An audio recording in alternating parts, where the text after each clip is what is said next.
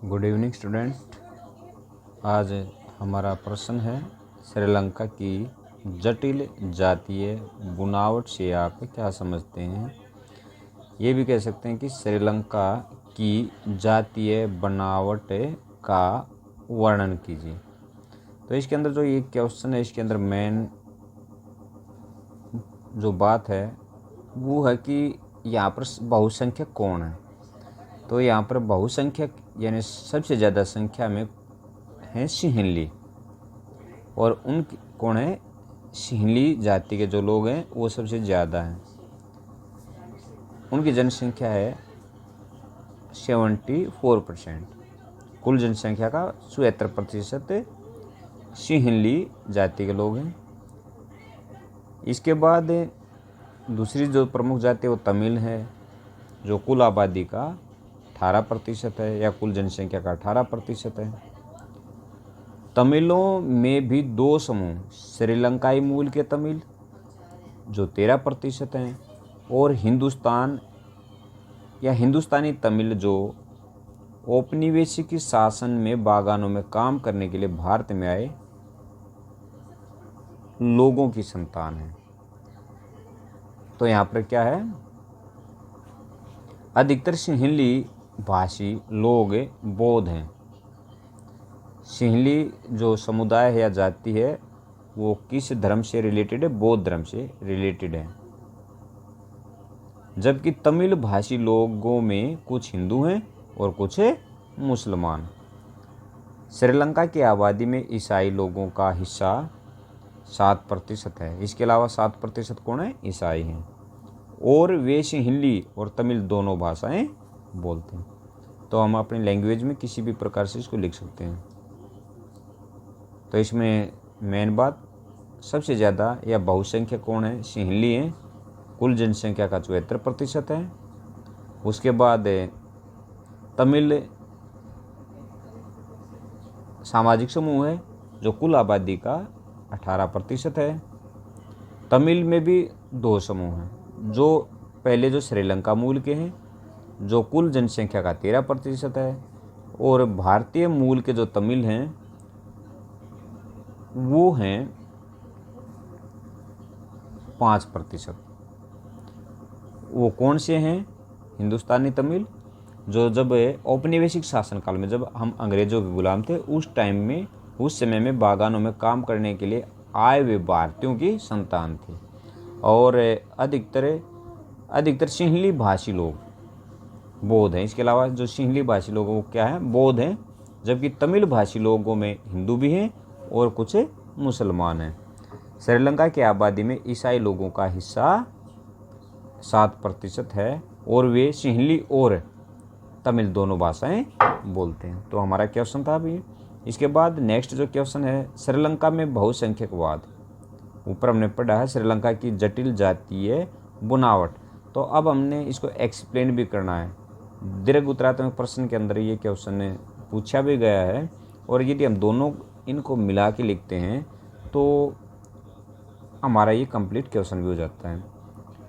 तो अब क्वेश्चन है श्रीलंका में बहुसंख्यकवाद। बहुसंख्यक क्या का मतलब क्या होता है, जो संख्या में ज़्यादा हैं। तो श्रीलंका में हमने पढ़ा इससे पहले कि श्रीलंका में बहुसंख्यक कौन है, सिंहली हैं, जो कुल जनसंख्या का कितना है था, 74% है। क्या आप इस कथन से सहमत हैं? यदि हाँ तो तर्क दीजिए।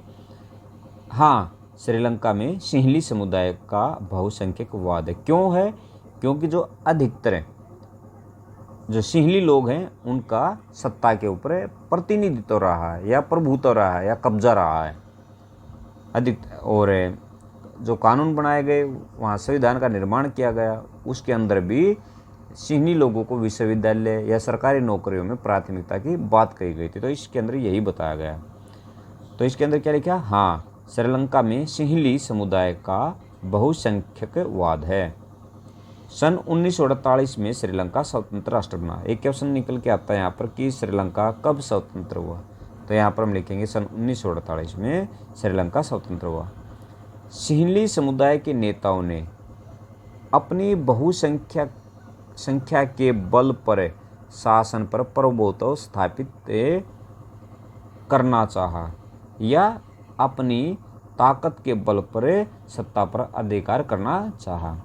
इसी कारण से लोकतांत्रिक रूप से निर्वाचित सरकार ने सिंहली समुदाय की प्रभुता स्थापित करने के लिए अपनी बहुसंख्यक प्रस्ती के अंतर्गत बहुत से कदम उठाए। या ये कह सकते हैं कि उस समुदाय के लिए यानी सिंहली समुदाय के लिए जो संख्या में ज़्यादा है उनके लिए बहुत सारे कार्य किए।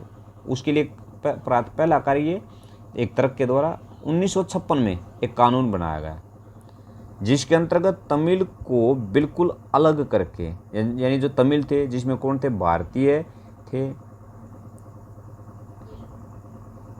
अलग करके सिंहली को एकमात्र राजभाषा घोषित कर दिया गया। यानी सिंहली भाषा भी, सिंहली के जो लोग हैं उनकी भाषा क्या थी, सिंहली भाषा है, उसको क्या घोषित कर दिया, राजभाषा। विश्वविद्यालयों और सरकारी नौकरियों में सिंहलियों को प्राथमिकता देने की नीति भी चली। यानी कहने का मतलब है कि सरकार विश्वविद्यालयों और सरकारी नौकरियों में सिंहली भाषी जो लोग थे उनको प्राथमिकता दी गई। नए संविधान में यह प्रावधान या लिखा गया कि सरकार बौद्ध मत को संरक्षण और बढ़ावा देगी। यानी बौद्ध धर्म को मानने वालों को संरक्षण, यानी उनको संरक्षण का मतलब है उनकी सुरक्षा और उनके विकास के लिए कार्य करेगी। इसके बाद क्वेश्चन नंबर 9, भारत में हिंदू, मुस्लिम, सिख, ईसाई, बौद्ध, जैन, फारसी यानी पारसी इत्यादि संप्रदायों के लोग रहते हैं, लेकिन अधिकतर संख्या हिंदुओं की है। क्या आप कह सकते हैं कि भारत में बहुसंख्यकवाद है? उदाहरण दीजिए।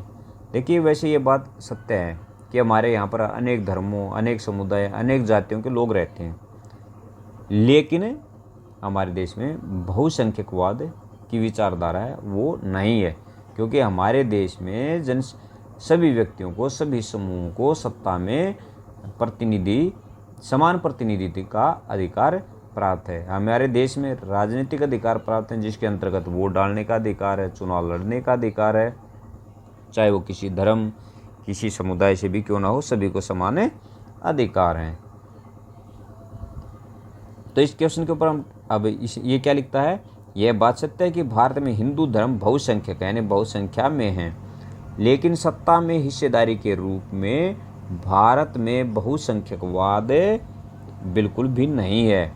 भारत में किसी भी आधार पर किसी धर्म या समुदाय के लिए सर्वोच्च पदों जैसे राष्ट्रपति, प्रधानमंत्री, उपराष्ट्रपति, लोकसभा अध्यक्ष या सर्वोच्च न्यायालय का मुख्य न्यायाधीश का आरक्षण नहीं दिया जा सकता।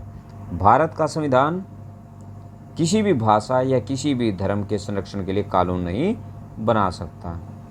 तो आज का जो हमारा टॉपिक था, आज जो क्वेश्चन किए वो हमारे क्वेश्चन थे क्वेश्चन 6, 7, 8 और 9। तो बाकी जो इम्पोर्टेंट क्वेश्चन होंगे कल की जो वीडियो होगी उसके अंदर हम करेंगे। Thanks, have a good night.